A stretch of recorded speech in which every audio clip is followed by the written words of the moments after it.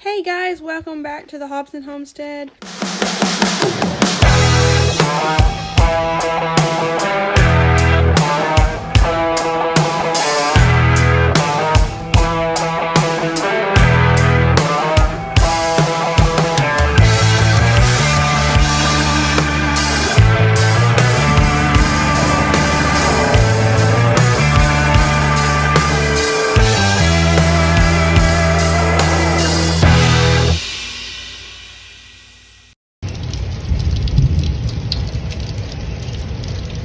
I was trying to get out here and get all my feeding and stuff done. It started lightning and really heavy rain and thunder. But I'm gonna have to do it when it calms down because I don't have any way of getting out there without getting drenched. Just give it a few minutes and see what happens. Well, the power's out and we just got this downpour come through. Lightning, thunder. And I had to wait on feeding the animals because I couldn't get out there. It pretty much flooded in the middle of the field. Our driveway had flooded. Like it was just a downpour all at once. The power is out now. So when it did stop or calm down on the rain, I did go out there and feed them. I let the chickens out, fed the dog, checked on the ducks. Everybody's happy. I did have to go for a swim pretty much in the middle of the field to get to the other chickens, but everybody is dry. They're not floating, but they're up in their pens, and the ducks are very happy. The chickens are eating, and I finally came in and got my shower, and that's it for this morning. Oh look, the sun's come out. That was a crazy storm this morning. Blow in, look really dreary, soak everything, soak everyone, and then the sun comes out. I know the ducks had fun with that. So see, right there in that little low spot, right in there is a low spot, and it was very wet and I got soaked. So needless to say, I'm gonna have to start wearing rain boots when I come out here. But the garden got a nice rain. Everything got a nice rain. So yep. But I know that power's out, so the good thing is all the rain washed off the sawdust and gave the porch a nice wash, and the power just came back on, so that's good. I'm gonna get in here and finish washing dishes. Last week was a pretty fun week. We had several birthdays to deal with, and we also had family come up. We also had the porches built, so I was pretty excited. Pretty good week. I know I still gotta catch up. Hey everybody, we've had a lot of people asking when we was going to make the debut of our chicken that we don't really talk a lot about, but this is the American Bresse.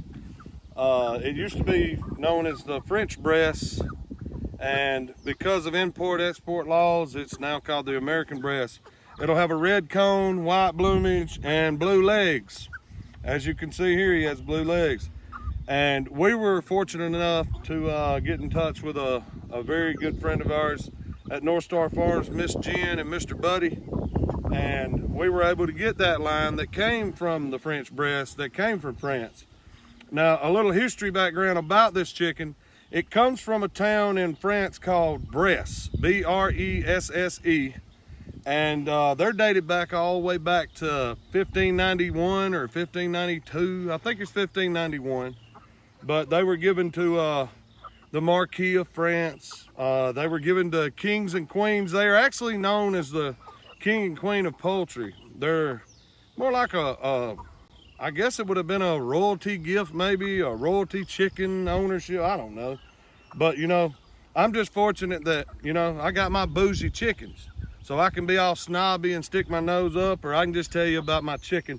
But the good thing about these American Bresse, this line that we have actually came from that French Bresse line. So we wanted to make sure we had a pure line whenever we started breeding them ourselves. We're going to do the spiral breeding plan. But they're a very hardy chicken. They're a dual purpose chicken. And this is one of our healthy roosters right now. He's still pretty young, but he is very nice and healthy and beautiful. But their meat to bone ratio is outstanding. And the thing that we've learned about whenever these chickens get older, before you butcher them, you need to finish them out with milk soaked grain and I guess your fermented grain with milk. But about for 3 to 4 weeks, you put them in a wooden crate and you feed them the milk soaked grain, and it's supposed to marbleize the meat like beef. And it's also known as the #1 tasting chicken in the world. So we were just, I mean, that intrigued us, so that's why we got them. They were very hard to get. Thought it was going to be impossible, but thanks to Miss Jen and Mr. Buddy at North Star Farms, we appreciate it. We were able to get 6. We only have 5. We have 2 roosters and 3 hens. One of the hens, we just, no matter what we did, it just didn't make it. But the other 5 are completely big and healthy, and we're very happy to have them. They're very good foragers, but we got them in here with some Cuckoo Malines and some, that looks like a copper Moran in there. Yeah, there's a copper Moran. We have 1 copper Moran in there. Mm-hmm. But this is the chicken that we haven't shown very much of, and we're proud to have it. And they're supposed to be a very, very, very meaty dual purpose bird. Their meat to bone ratio, as I said, is supposed to be outstanding. I mean, we enjoy having them. They're beautiful. They're actually really good chickens, but they're almost impossible to get still to now. But we're gonna breed our own on that spiral breeding plan so that we can start our own line. That way we can keep the lines pure. So we just wanted to bring y'all out here and see this, because we haven't really done a story on it yet, and we wanted y'all to, we were trying to get it out there so everybody could see it, because we're getting questions about it, why we haven't shown it, why we're not talking about it. So here we are. But this thing is a good forager. They are very good chickens. I mean, I can't get over how fast they're growing. I mean, these things are beautiful. How old are these chickens, you reckon? I've got it written down in the notebook. They're not very old right now, but they're very good chickens to have, and we really enjoy them on the farm. And I guess that's enough about my bougie chickens. But what I do want to do is I want to give a shout out to the guys at Aqua that gave us the cooler. We really appreciate that in Pennsylvania. And a shout out to our buddy Kurt in Phillipsburg, Pennsylvania. I promised I'd shout him out, and I'm shouting you out, Kurt. We really appreciate what you getting me unloaded and everything, and just being a good fan for us. We really appreciate it, and thank you, Kurt, and all of our friends in Phillipsburg, PA. And he's ready to get back in the pen. Let's put him back in the pen. He's ready to get out. But there you have it. Now the Malines, I need to explain them. The Malines are the ones that kind of look like Dominickers right here. They're very friendly chickens. Let me get one out. But this is a Cuckoo Maline. Now what we have been told is some people are trying to get them. They grow really fast and they grow really big, and they're beautiful, but they do look like a Dominicker, but they are very good natured chickens too. We actually have some more over there in our other pens, and people are known to be swapping their turkeys out for Cuckoo Malines because of the good hearty meat. They grow to be a big bird, and they're really known as a smoking chicken. So you want to smoke it, and hey, we thought that was cool. You know, why not? Why not try not just turkey, but actually try this chicken right here that is known to be smoked and maybe replace the turkey. We're not going to replace the turkey. We just thought it was a cool breed that we haven't seen a lot of around here, and we just wanted to bring that out to you as well. I think they're pretty. Yes, they're very pretty. They remind you of a Dominicker. We'll put this one up.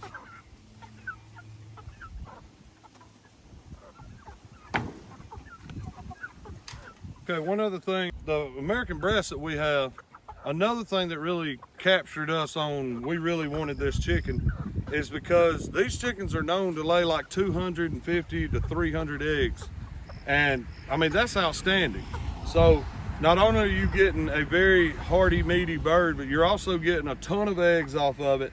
And also with the Cuckoo Malines, they are known for, you know, being good egg layers as well. Not near as well an egg layer as the American Bresse, but I mean, you're also getting the eggs off the Cuckoo Malines. You're also getting the meat that you can smoke on. And we're actually going to try the smoking that meat. But that pretty much sums up the little American Bresse story. But also, they're, you know, as I mentioned before, with the import-export laws, they're no longer known, once they're sold in the United States, they're actually known as the American Bresse. Because of import-export laws, they can't be called the French Bresse anymore because it's their own line now. So that's the reason that they are the American Bresse. And along with the great dual purpose, the very meaty, you know, and they lay a lot of eggs. They're, like I said, the cones are red, the chicken is white, the legs are blue. I mean, that's patriotic, how American, which is fitting for it to be called the American Bresse. So I appreciate y'all for staying tuned long enough to learn about our other breed of chicken that we haven't actually brought out for anyone to really see yet, as to introduce yet. So y'all stay tuned.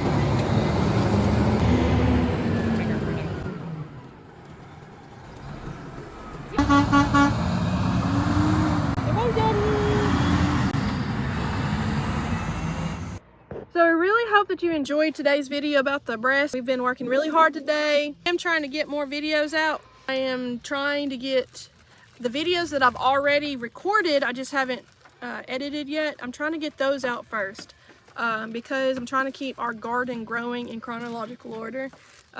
So I've got more to come. Just be patient with me. I really appreciate you watching all this. We appreciate you watching this. Thank you for being part of our YouTube family. If you don't mind, hit that like and subscribe button. Help support us. We are trying to share our family growing and our homestead growing, and we are doing this as our garden grows from the ground up.